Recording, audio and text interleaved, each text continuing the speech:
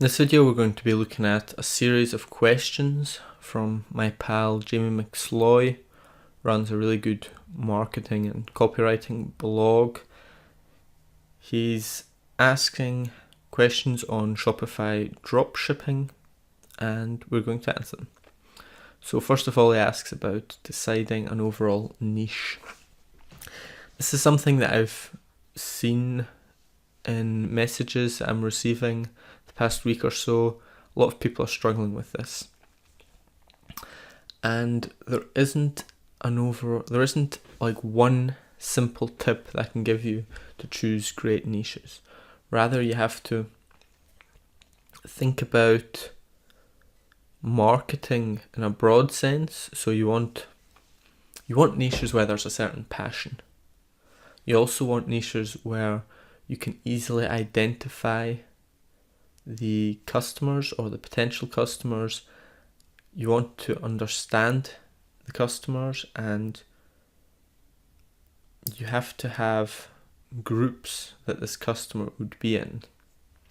It's all sounding very theoretical at the moment, but I think one easy way to see whether a niche has potential is looking at Instagram or Facebook pages.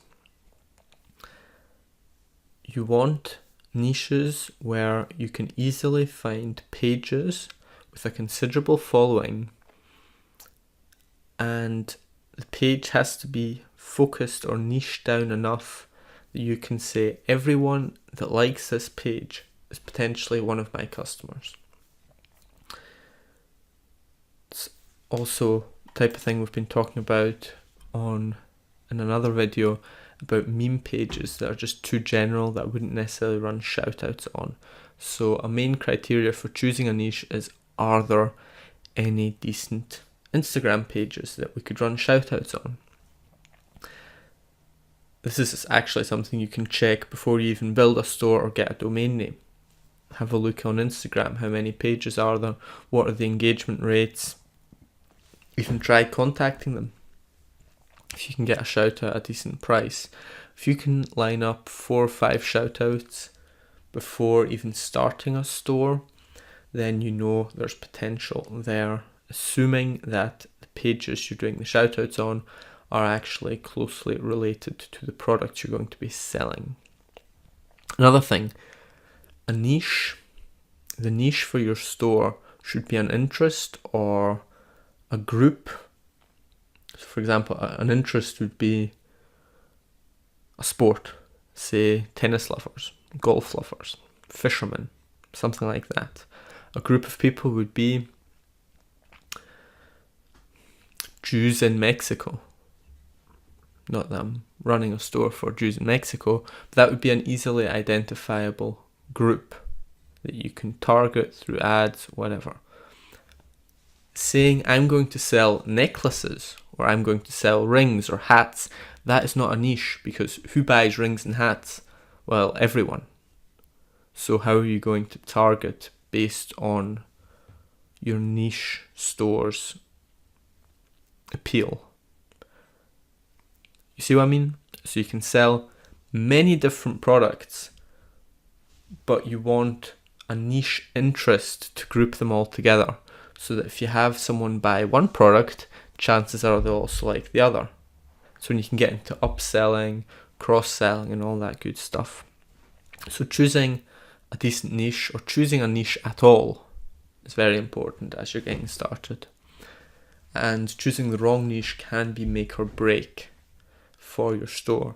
So if you aren't getting any sales and you've tried a few different products, maybe it's your niche that you need to change. And don't be afraid of quitting on one of your stores and starting in a new niche, starting over fresh. I've had to do that, which sort of goes into one of the other questions he asks. We'll go to that right now, actually. Have I had any stores that failed? Yes, of course. I've done stores in the fishing niche. Didn't work because, well, it was my first store. Your first store often won't work unless you have a lot of experience with sales or running ads in other types of stores, but expecting your first dropshipping store to be a success is just unrealistic. So yes, I've had stores that failed, you probably will too, and cut your losses, move on as fast as possible, and soon you will find yourself in a better niche where you can make money. Next question is my daily, weekly operations. So I'll answer this in two parts, because my daily and weekly operations at the moment don't look the same way as they did 4 months ago when I was first getting into dropshipping, as most of you are now. Right now I have a VA, it's a virtual assistant, who helps me and does a lot of the grunt work for all of my stores. She fulfills orders through AliExpress and Oberlo. She replies to customer service inquiries via email, via Facebook, via Instagram. She also posts to Instagram. She creates the images for Instagram. She reaches out to influencer pages. She sends the initial message, and then when we get responses, some of them she responds to if there's a clear answer, and others I then go in and negotiate the shout outs. So right now I've already outsourced or delegated large parts of the day-to-day business in these dropshipping stores, and that outsourcing has been a huge success.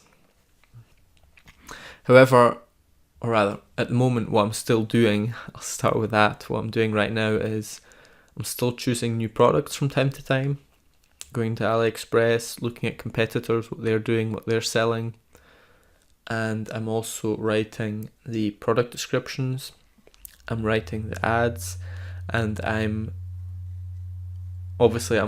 creating the actual shout outs for Instagram and the ad campaigns on Facebook.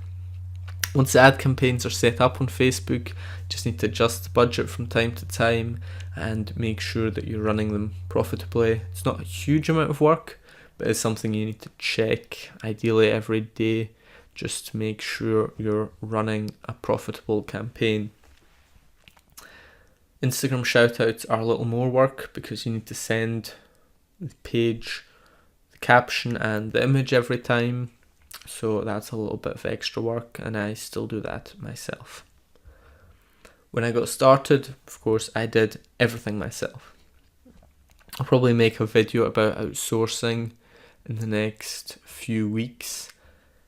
You really have to outsource or delegate tasks if you're going to be serious about scaling a dropshipping store or building multiple stores, because otherwise you're just going to get bogged down with fulfilling orders and answering customer emails. And honestly, if you're anything like myself, you don't feel like it, and your mood and your emotions will just take a huge hit if you're constantly doing these repetitive tasks like fulfilling orders and like responding to customer emails. The problem isn't just that it sucks and it's boring, it's also that your creativity it takes a hit, and you won't be able to create as good of ads. Your product descriptions that you're creating won't be as good, and the overall business will suffer as a consequence.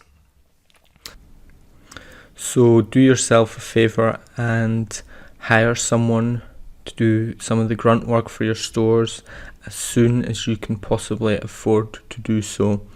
Not only is it less hassle for you, but you'll also do better work and enjoy the work more. You'll be more focused on the true creative tasks that will take your business forward.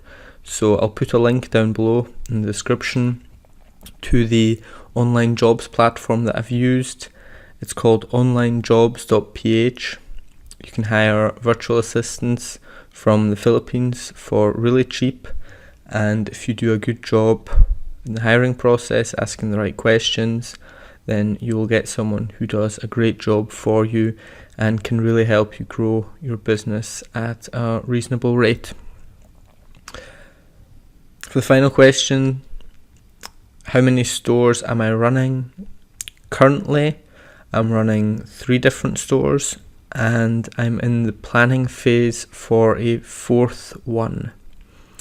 Number of stores to run is a question I'm still fighting with myself, because there's a limit to how many stores you can effectively grow. You can maintain them quite easily with very little work, but trying to find the balance between starting new stores and growing existing ones, that's sort of where I am in my own learning phase. So I don't know whether I'll ever get to a stage when I'm running 10 stores, or perhaps I might even focus down to 1 or 2 in the future and really try to grow them to 10 or 20 grand a month profit. So that's all for Jamie McSloy's questions. Thank you very much for asking them. I hope this helped. If you liked the video, please do like the video on YouTube and subscribe to the channel. If you have any questions of your own, just put them down in the comments or send them to me on Twitter.